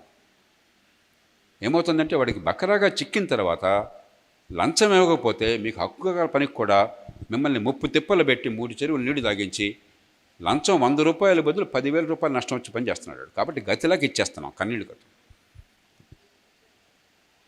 51% ఇళ్ళు, 51% కుటుంబాలు 1 సంవత్సర కాలంలో ఎక్కడో చోట లంచం ఇవ్వాల్సి వస్తుంది మన దేశంలో, ఎక్కడో చోట. నేను చాలామంది హైకోర్టు న్యాయమూర్తులను అడిగాను. పదవిలో ఉన్న హైకోర్టు న్యాయమూర్తులను ఒక 400-500 మందితో నేను ఎన్నో సమావేశాల్లో ఇలాంటి చర్చల్లో పాల్గొన్నాను. వాళ్ళని అడిగాను, మీలో ఏ ఒక్కడైనా సరే మీ సొంత రాష్ట్రంలో లేకపోతే మీరు హైకోర్టు న్యాయమూర్తులు వేరే రాష్ట్రం కూడా వేయచ్చు, మీరు ఎవరికి ఫోన్ చేసి పైరవీ చేయకుండా ఉంటే, నేను ఫలానని చెప్పుకోకుండా ఉంటే, మీకు సొంత పని ఏమన్నా ఉంటే లంచం లేకుండా పని అవుతుందని ఒక్కళ్ళు గుండె మీద చేసి చెప్పగలని అడిగాను. ఇంతవరకు ఒక్కళ్ళు చేయత్తలా. అంటే మనల్ని అశక్తుల్ని చేశారు. కాబట్టి హక్కుగా గల పనులకేమో ఇందాక నేను చెప్పిన పద్ధతులు ఇంకా ఉన్నాయి, చాలా చెప్పచ్చు. ఆ పద్ధతులు ఉపయోగించి లంచం లేకుండా పని ఏర్పాటు చేయడం. ఇక నెక్స్ట్ లెవెలు, లాలూచిపడి లంచం ఇచ్చినవాడు పుచ్చుకున్నవాడు దేశాన్ని దోచుకుంటున్నారు. దానికి ఇంకో మంత్రం వేయాలి ఆ అంశాన్ని బట్టి. ఉదాహరణకి 2G స్పెక్ట్రమ్ కేసు విన్నారా మీరు? మీలో కొందరు పెద్దవాళ్ళు వినుంటారు, కుర్రాళ్ళకి తెలియదు. 2011 ప్రాంతాల్లో ఈ స్పెక్ట్రమ్ ఎలొకేషన్, మీకు మొబైల్ ఫోన్స్కి కావాల్సిన స్పెక్ట్రమ్, అప్పటిదాకా ఆ సంగతి నాకు కూడా తెలియదు. స్పెక్ట్రమ్ ఏంటి, ఎలొకేషన్ ఏంటి ఎవరికి తెలుసు? దానిలో గడ్డి తినేశారు, ఇష్టం వచ్చాడు తినేసి కావాల్సిన వాడికి ఇచ్చుకున్నారు. దేశం అంతా గగ్గోలైపోయింది. జైల్లో పెట్టండి. మనంతా ఆవేశపరులం కదా మన దేశంలో. ఆవేశం మనకి మొట్టమొదటి జన్మ హక్కు ఈ దేశంలో. వాళ్ళు జైల్లో పెట్టండి, కొట్టండి, సంబంధం ఇదంతా. నేను చెప్పాను, ఇదేం జరిగే పని కదయ్యా, జైల్లో ఎవడు వెళ్ళడు. మీరు అరెస్ట్ చేసినా వాళ్ళంతా బెయిల్ మీద వస్తారు, హీరోల్లాగా వస్తారు, మళ్ళీ ఎలక్ట్ అవుతారు, మళ్ళీ మన ఎమ్మెల్యేలు మంత్రులుగా దర్శనం ఇస్తారు, మన ఎంపీలుగాను. మన దురదృష్టం ఇంక చాలా మార్పులు కావాలా. కానీ నిజాయితీగా పోనుకుని ఈ రంగంలో ఇక నుంచి కరప్షన్ లేకుండా చేద్దామన్నాను. ఎట్లా అన్నారు. నేను వెంటనే దేశంలో మహామహులు 15 మందిని, అందరూ నాకు మిత్రులు, గతంలో ప్రధాన ఎన్నికల కమిషనర్గా చేసిన వాళ్ళు, గతంలో చీఫ్ విజిలెన్స్ కమిషనర్గా చేసిన వాళ్ళు, నిజాయితీకి బాగా దేశం అంతా పేరున్న వాళ్ళు, ట్రాన్స్పరెన్సీ ఇంటర్నేషనల్ దేశానికి అధ్యక్షుడు, గతంలో నేవల్ చీఫ్ అడ్మిరల్ తహిలియా అని చెప్పి ఇలాగా 10-15 మందికి ఫోన్లు చేసి మీరంతా కలిసి రండి అని చెప్పంటే అందరూ వెంటనే 24 అవర్స్ సంతకాలు పెట్టారు. అవి సేకరించి సుప్రీంకోర్టుకి వెళ్ళాను. నేను కోర్టులో వాదించాను. గ్యారంటీగా అక్కడ కరప్షన్ ఉంది, కానీ నేను రుజువు చేయలేను. నేను ఉందంటాను, వాడు లేదంటాడు. కానీ అడ్డగోలుగా ఇష్టం వచ్చినట్టు ఈ స్పెక్ట్రమ్ని వాళ్ళకి పంచారు. నేను లంచం రుజువు చేయక్కర్లా, అడ్డగోలుగా పంచారు, ఆర్బిట్రరీ, ఏ రకమైన పోటీ లేకుండా, పారదర్శకత లేకుండా. కాబట్టి ఈ లైసెన్సులు క్యాన్సిల్ చేయండి, చేసి బిడ్డింగ్ ప్రకారం కాంపిటేటివ్ బిడ్డింగ్ ట్రాన్స్పరెంట్గా మీరు చేయండి అని చెప్పంటే దేశ చరిత్రలో మొట్టమొదటిసారిగా సుప్రీంకోర్టు 122 లైసెన్సులు క్యాన్సిల్ చేసింది 2G స్పెక్ట్రమ్. కాంపిటేటివ్ బిడ్డింగ్ మీద ఆ స్పెక్ట్రమ్ని అలొకేట్ చేశారు. అప్పటి నుంచి ఇప్పటిదాకా జరుగుతుంది. నేను గుండె మీద చేసి చెప్పగలను. ఆనాటి నుంచి ఈనాటి వరకు అది 2G స్పెక్ట్రమ్, 3G, 4G, 5Gకి వచ్చాం. స్పెక్ట్రమ్ అలొకేషన్లో ₹1 లంచం కూడా ఈ దేశంలో లేదు. పద్ధతిని మార్చాం.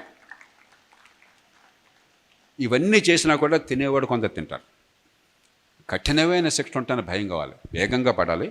కఠిన శిక్ష అంటే దీర్ఘకాలం జైలు శిక్ష, అంతకంటే ముఖ్యం ఆస్తిపాస్తులు మొత్తం పోయి రోడ్డు మీద బెకారి కావాలి.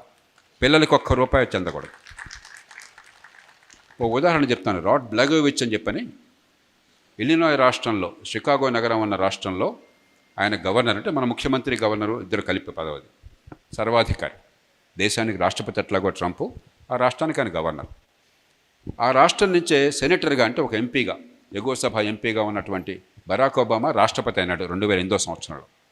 ఒబామా పేరు ఉంటారు కదా మీరు. ఆయన ఇల్లినాయ్ రాష్ట్రంలో సెనేటర్. అంటే ఏమైంది, రాష్ట్రపతి అయ్యాడు కాబట్టి ఈ పదవి ఖాళీ అయింది. రాష్ట్రపతిగా ఉండి ఇంకా ఎంపీగా కూర్చోడుగా ఆయన. ఆ దేశం మనలా కాదు, అక్కడ సెపరేషన్ ఆఫ్ పవర్స్ అంటాం, అది ఖాళీ అయింది. ఆ దేశంలో, ఆ రాష్ట్రంలో ఉన్న చట్టాల ప్రకారం మళ్ళీ ఎన్నిక జరిగేదాకా తాత్కాలికంగా ఈ ఎంపీ ఒబామా స్థానంలో నియమించే అధికారం ఆ గవర్నర్ది. ఎవడో మన భారతీయులే దానిలో కూడా ఇన్వాల్వ్ అయినారు. ఆ గవర్నర్తో పైరవీ చేశారు, మా వాడిని ఎవరిని పెట్టండి, తెలుగు భారతీయుడిని కాదు, ఎవరినో కావాలని పెట్టమని.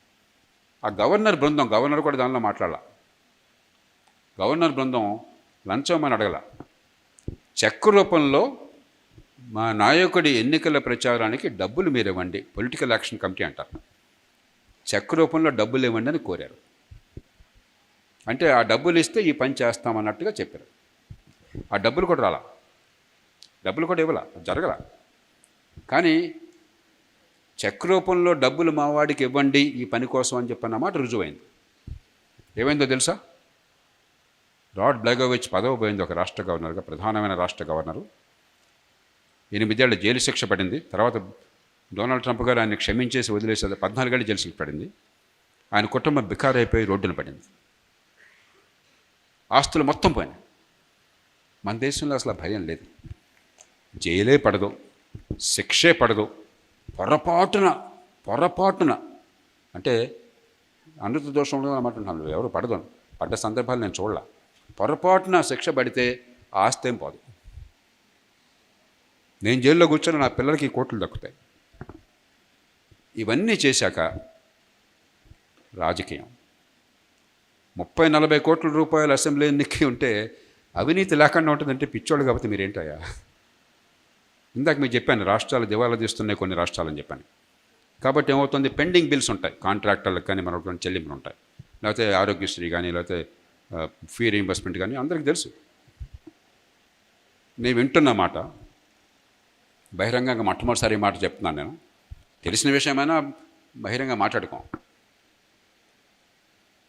మీకు ఇవ్వాల్సిన చెల్లింపులకు డబ్బులు మంజూరు చేయడం కోసం కమిషన్లు అడుగుతున్నారు.